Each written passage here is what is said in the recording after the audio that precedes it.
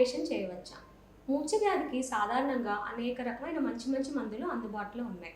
సాధారణంగా మూర్ఛ వ్యాధి వచ్చిన వెంటనే మనం మందులతోనే స్టార్ట్ చేస్తాం ట్రీట్మెంట్.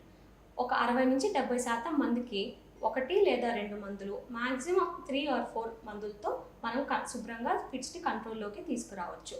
ఒక 20-30% మందికి మాత్రం ఎన్ని మందులు పెట్టినా ఫిట్స్ అనేవి కంట్రోల్‌లోకి రావు. ఇలాంటి వాళ్ళని డ్రగ్ రెసిస్టెంట్ ఎపిలెప్సీగా పరిగణిస్తాం. సో ఇలాంటి వాళ్ళకి ఆప్షన్స్ ఏంటి? ఇలాంటి వాళ్ళల్లో మనం ప్రీ సర్జికల్ ఇవాల్యుయేషన్, అంటే వీళ్ళకి ఆపరేషన్ పడుతుందా లేదా అనే ఇవాల్యుయేషన్ని నడపాలి. దీనిలో భాగంగా మనం వీడియో ఈజీ అనే టెస్ట్ నిర్వహిస్తాం.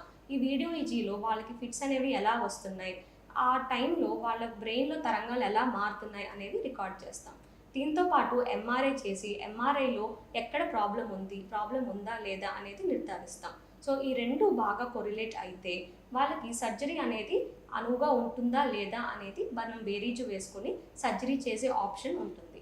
సో కరెక్ట్గా సూటబుల్ క్యాండిడేట్స్ని మనం ఈ రకరకాల టెస్టుల ద్వారా మనం పిక్ చేసి సర్జరీకి వెళ్తే కనుక 60-80% మంచి ఫలితం వచ్చే ఛాన్స్ ఉంటుంది.